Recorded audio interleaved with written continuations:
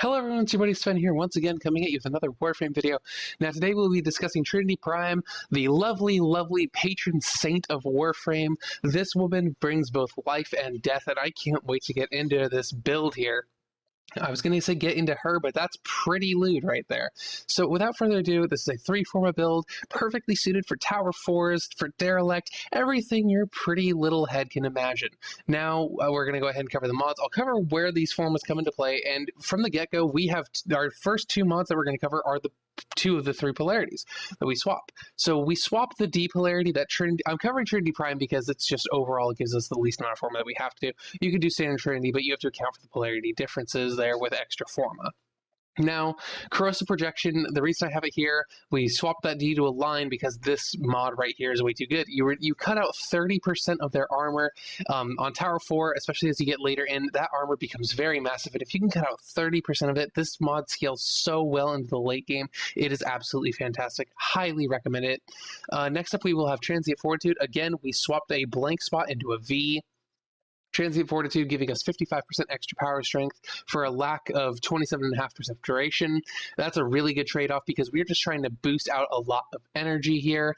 Next up, we will have Overextended. This is by default a D polarity, 90% power range, minus 60% power strength, unfortunately, but that's just how it goes.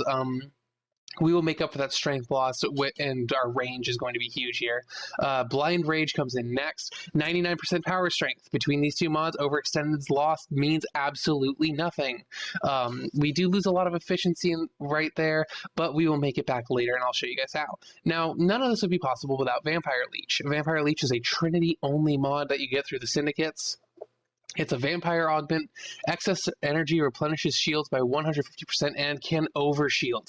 This is huge. This is absolutely fantastic. It'll get, I think Frost goes up to like 2495 on his shield or something like that. I would know just because I play so much Frost in this game. But you get so much. It's absolutely fantastic. And we'll just go ahead and go right over down here. We'll save the Exilus slot for last. Intensify. This helps redeem some of that loss that we have from Overextended, a lot of power strength, extra 30% that's going to help you regen energy faster because this is an energy vampire trin build. Probably should have said that earlier. However, you guys probably knew it just from looking at this. Fleeting Expertise, again, we're forsaking duration, but we get extra efficiency, and this is basically serves to nullify Blind Rage's lack of efficiency. So overall, we get an extra 5% efficiency. Not really much, but it's mostly here just to, reduce Blind Rage's negative impact. Now, we could throw another forma in, but we don't need to. So we take the loss of, actually, come to think of it, we could swap these two. No, we can't. I was being a derp there. So we're going to go ahead and swap these back. We'll cover Natural Talent in a moment. So we have Stretch because of the extra range, so the Energy Vampire impacts more people, can get those overshields out at a further range. Natural Talent is actually surprisingly huge in this build. That extra casting speed, I think it overall cuts your casting time in half. Very, very good for this build. Highly recommend it. It does not see enough play, in my opinion, and overall, it's fantastic. Next up, we have Power Drift, and this is where our third and final forma comes in. We formatted it to accommodate it. Extra power strength and the 30% chance to resist knockdown. If you saw my Atlas video, you'll see that I use the same drift mod. There will be a link to that at the end of this video in my little end card. You just click on the little screen of the TV, and there you go. But anywho, let's go ahead and get to the nitty gritty of it. So 300 health, 450 shield. You'll notice that you're squishy, but your overshield is going to more than accommodate for that. That's why we don't need to play redirection in this build. It's fantastic.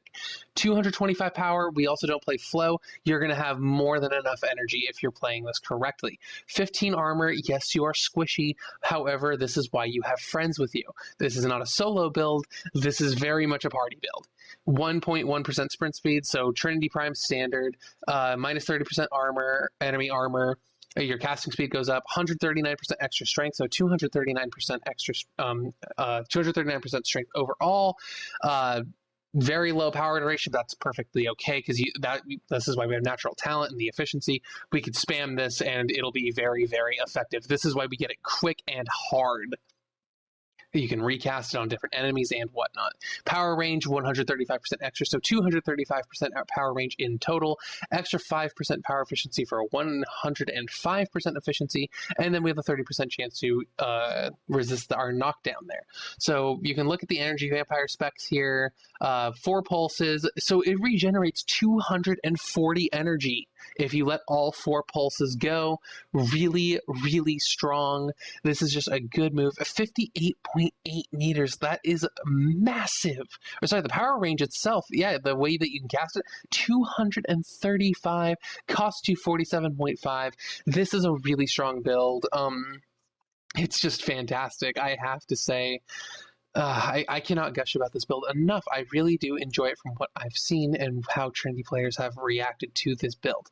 So without further ado, that's going to be the end of this video. I hope you guys liked it, and if you do, please leave a like down below. That helps my channel out so very much.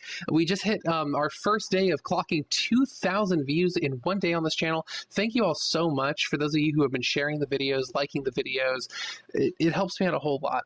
And if Warframe videos every Monday, Tuesday, and Wednesday of each week really seem appealing to you and you like my style, I do cover a lot of builds.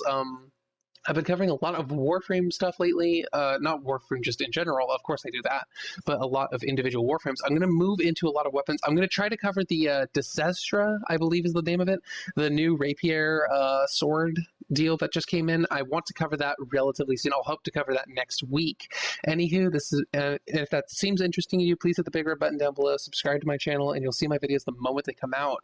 Anywho, this has been Sven. I'll see you on the next video. Take care.